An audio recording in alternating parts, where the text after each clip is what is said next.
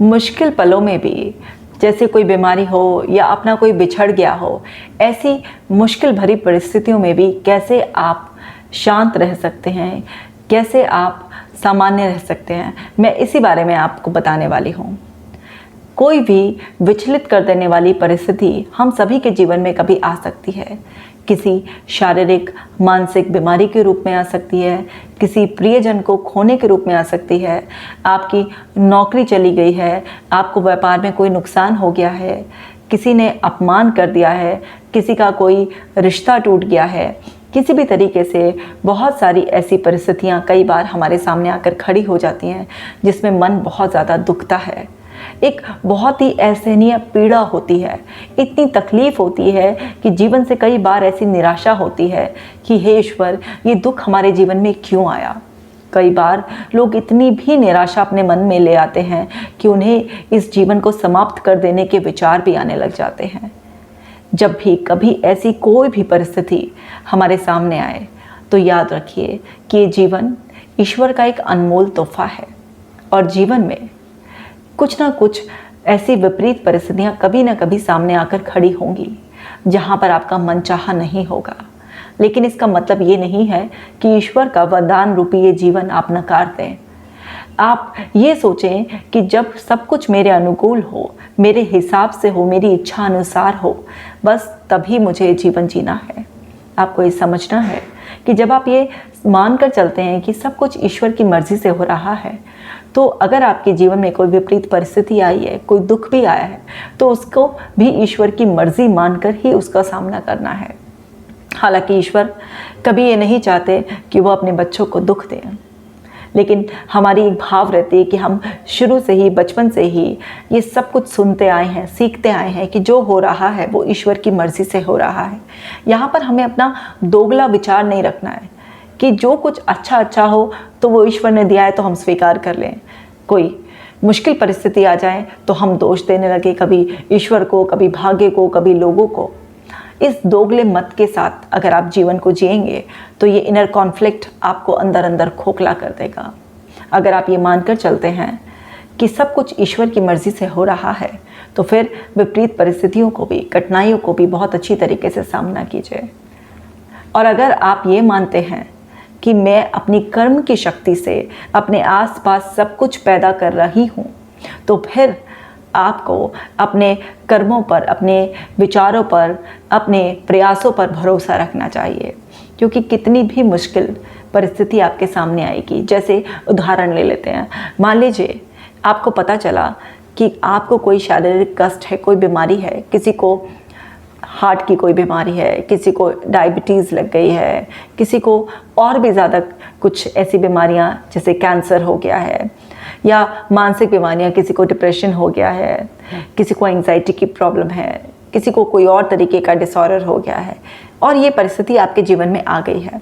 अगर इस परिस्थिति में आप अपना धैर्य खो देंगे, आप उस समस्या को ही हर समय अपने विचारों में रखेंगे, तो इससे वो परिस्थिति दिन पर दिन आपके लिए और ज़्यादा बिगड़ती चली जाएगी। लेकिन अगर आप उस मुश्किल परिस्थिति में, वो क्यों परिस्थिति पैदा हुई, उसके क्या कारण रहे, किस कारणों की वजह से, किन हालातों की वजह से ये कमी आपके भीतर आई, ये बीमारी आपके अंदर आई, उन कारणों को ढूंढने में अपना समय लगाएंगे। उन कारणों को दूर करने के लिए क्या प्रयास आप कर सकते हैं, कैसे किसी की एक्सपर्ट, चाहे वो डॉक्टर हो, उसकी मदद ले सकते हैं, अपने परिवार की मदद ले सकते हैं।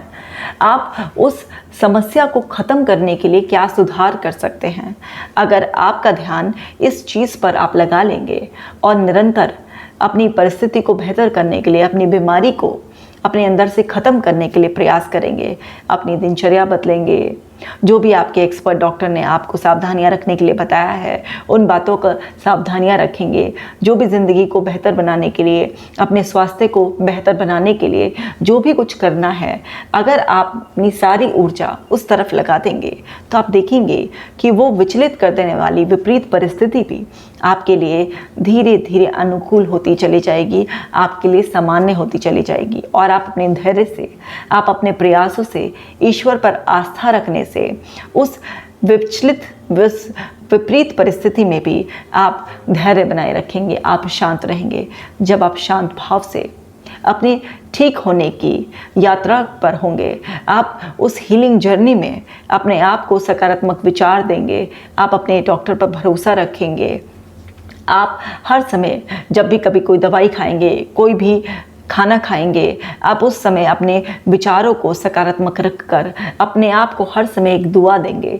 कोई दूसरे लोग भी अगर आपसे पूछें कि आपको क्या बीमारी है, कैसे हुई, क्या हुआ, बहुत तकलीफ होती होगी, जब उन सब के ऐसे सवालों के जवाब आप शांति से देंगे कि जो हुआ वो शायद होना ही था और अब मैं अपना ध्यान रख रहा हूँ, अब मैं इस बीमारी को दूर करने के लिए हर संभव प्रयास कर रहा हूँ और मैं पहले से बेहतर हूँ और मुझे पूर्ण विश्वास है कि बहुत ही जल्दी मैं बिल्कुल ठीक हो जाऊँगी, सामान्य हो जाऊँगी। जब आप इस तरीके से लोगों की बातों का जवाब देंगे तो आपके आसपास वो बीमारी की ऊर्जा इकट्ठी नहीं होगी, बल्कि आपके आसपास स्वास्थ्य की ऊर्जा इकट्ठी होगी। आपके आसपास के लोग ना आपकी बीमारी से ज़्यादा आपके हेल्दी रहने पर डिस्कशन स्टार्ट कर देंगे। आपके आसपास लोग आपको वाइब्रेट करेंगे कि आपके विश्वास के अनुसार आप जल्दी ही स्वस्थ हो जाएंगे। जब आपकी भी पॉजिटिव वाइब्रेशंस हैं और बाकी लोगों से भी आपको पॉजिटिव वाइब्रेशंस मिलेंगी तो वो मेडिसिन आपके लिए मिरेकल्स करेगी। वो प्रोसेस, वो एक्सरसाइज करना, डाइट का ध्यान रखना, एक लाइफस्टाइल को बेटर करना, वो सब चीज़ें आपके लिए मिरेकलस वे में काम करेगी। चमत्कार की शक्ति से आप बहुत जल्दी हील होंगे, क्योंकि ऐसी कोई भी शारीरिक या मानसिक परेशानी, बीमारी नहीं है जो दूर नहीं हो सकती। क्यों दूर नहीं होती है लोगों की? उनकी कमज़ोर विश्वास विचारों की वजह से। क्योंकि अगर जीवन में कभी भी कोई शारीरिक मानसिक परेशानी लग जाती है तो लोग ये मान लेते हैं, ऐसे स्वीकार कर लेते हैं तो नॉर्मल है। आजकल लोगों के साथ ऐसा होता है, कोई चीज़ अगर एक बार हो जाती है तो वो ठीक कहाँ होती है। जब आप इस तरीके से बीमारियों को नॉर्मल मानने लगेंगे, जब आप इस तरीके से विश्वास बना लेंगे कि अगर कोई एक बार आपको बीमारी लग गई है वो ठीक नहीं हो सकती है, तो फिर यकीन मानिए जैसा आपका विश्वास होता है वही आपकी वास्तविकता बन जाती है। लेकिन जब आप विश्वास करेंगे कि जो भी परेशानी आई है किसी कारणों की वजह से आई है, उन कारणों को दूर रखना है और इसके सुधार के लिए अपने आप को वापस स्वस्थ करने के लिए ये प्रयास करने होंगे और ये ठीक हो सकता है, तो बाकी किसी के लिए हो या ना हो, लेकिन आपके लिए आपकी वास्तविकता बन जाएगी, सच्चाई बन जाएगी। क्योंकि जितने विश्वास से आप जो भी कुछ करते हैं, खाते हैं, वो सब चीज़ें आपके भीतर जाकर आपको बना रही होती हैं। चाहे वो आप अपनी औषधि है या फिर अपना आहार है या अपने विचार या व्यवहार है, जब उसे बदलते हैं और पूरे विश्वास की शक्ति के साथ अपने अंदर आप उसे भरते हैं तो आप देखते हैं कि शारीरिक और मानसिक तौर पर आप पूरी तरह से नए हो जाते हैं। किसी भी तरीके की शारीरिक और मानसिक बीमारी आपको छोड़कर चली जाती है और आप दोबारा स्वस्थ हो जाते हैं। इसी तरह से ये तो बीमारी की बात हुई। मान लीजिए आपने किसी प्रियजन को खो दिया है, आपको किसी और तरीके की कोई हानि हो गई है, उस परिस्थिति में भी वास्तविकता को स्वीकारा जाता है। क्योंकि जब तक आप किसी को भी अस्वीकार करते हैं, रिजेक्ट करते हैं, तब तक वो चीज़ आप पर दुगनी तेजी से वार करती रहती है। लेकिन अगर आप, चाहे वो बीमारी है या कोई प्रियजन आपसे बिछड़ गया है या किसी और तरीके का कोई हानि हो गई है, जब आप उसे स्वीकार कर लेते हैं तो स्वीकार करने से आपके अंदर की हलचल शांत हो जाती है और आपको समझ लेना होता है कि जो हो चुका उसे सुधारा जा सकता है, लेकिन उसे अतीत में जाकर बदला नहीं जा सकता। तो अतीत सिर्फ और सिर्फ सिखाने के लिए वजूद में रहता है। जब आप अतीत से सीख ले लेते हैं और वर्तमान में प्रयास से सब कुछ बदलने लगते हैं तो अतीत आपके भीतर भी समाप्त हो जाता है। जैसे अतीत बाहर की दुनिया से ख़त्म हो जाता है, ऐसे ही सीख लेते ही और प्रयास शुरू करते ही अतीत आपके भीतर की दुनिया से भी ख़त्म हो जाता है। वास्तविकता को झुटलाया नहीं जा सकता, वास्तविकता को केवल स्वीकार किया जा सकता है।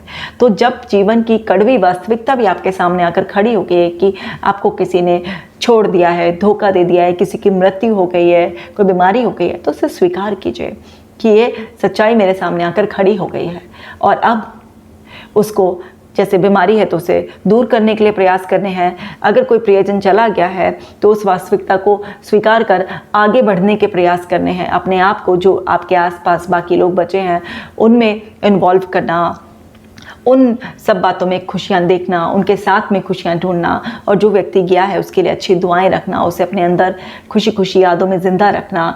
इन सब चीज़ों से आप धीरे धीरे जब मूव ऑन करते हैं तो आप देखते हैं कि समय आपको अपने आप ही हील कर देता है।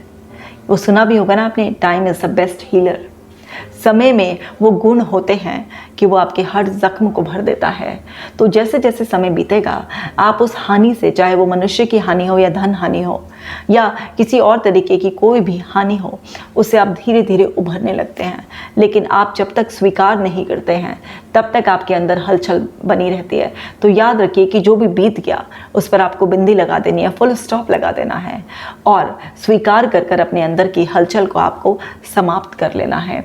बस इसी कला को आप अपने अंदर व्यक्तित्व में शामिल कर कर अपने जीवन को बेहतर बना सकते हैं। और यकीन मानिए, कितनी भी विपरीत परिस्थिति क्यों ना आपके जीवन में आ जाए, लेकिन आप चट्टान बने रहेंगे, कोई आपको हिला नहीं पाएगा। सिर्फ और सिर्फ आपके मन के कमज़ोर विश्वास हैं जो किसी विपरीत परिस्थिति में आपको हिलाते हैं, वरना ना किसी बीमारी में, ना किसी जीवन की कड़वी वास्तविकता में इतनी शक्ति है कि वो आपको तोड़ कर रख दे। आप टूटते हैं तो सिर्फ अपने विचारों से टूटते हैं। आप दोबारा से जुड़ सकते हैं, आप दोबारा से ताकतवर बन सकते हैं, आप दोबारा से मानसिक शारीरिक तौर पर शक्तिशाली मजबूत बन सकते हैं। अपने अंदर चल रहे विचारों को बस ठीक कर लीजिए। किसी भी बदलाव में समय लगता है, किसी भी वास्तविकता को आगे सुधारने में समय लगता है। वो आपके अंदर धैर्य बना लीजिए, अपने विचारों को सुधार लीजिए। परेशानी छोटी पड़ जाएगी और आपकी हिम्मत इतनी ज़्यादा प्रबल होगी कि आपके जीवन की मुश्किल से मुश्किल घड़ी भी आप आसानी से दूर कर कर वापस जीवन में सामान्य लौट जाएंगे। सामान्य जीवन में वापस लौटकर आप अपने लिए और दूसरों के लिए एक प्रेरणा का स्रोत बन जाएंगे। लोग आपसे सीखेंगे कि कैसे विचलित परिस्थितियों में, विपरीत परिस्थितियों में भी शांति रखनी है, धैर्य रखना है और अपने हालात को बदल लेना है। और यकीन मानिए, ईश्वर भी आपसे बहुत ही प्रसन्न होंगे, क्योंकि अगर हमारा बच्चा अपनी मेहनत से, हिम्मत से कुछ भी अच्छा काम करता है तो हमें कितनी ज़्यादा खुशी होती है। हम सब ईश्वर के बच्चे हैं। जब हम अपने प्रयासों से वास्तविकता का सामना करेंगे और वास्तविकता को बदल कर अपने अनुकूल बना लेंगे तो याद रखिए कि ऊपर बैठी भी परम शक्ति भी हमसे बहुत ज़्यादा प्रसन्न होगी, हमें आशीर्वाद देंगी और हमारे जीवन में मुश्किलें भी हमें बेहतर बनाने के लिए ही आती हैं। इस सारी भावनाओं से आप अपने जीवन को बहुत अच्छी तरीके से जी पाएंगे। तो उम्मीद करती हूँ कि आप इस सोच को अपने अंदर बिठाकर कि परेशानी को परेशानी नहीं समझना है, परेशानी का हल खोजना है और उसके लिए प्रयास करना है। इस भावना से अपने जीवन में जो भी परेशानियाँ चल रही हैं उन्हें समाप्त कर कर एक सामान्य और खुशहाल जीवन जी पाएंगे।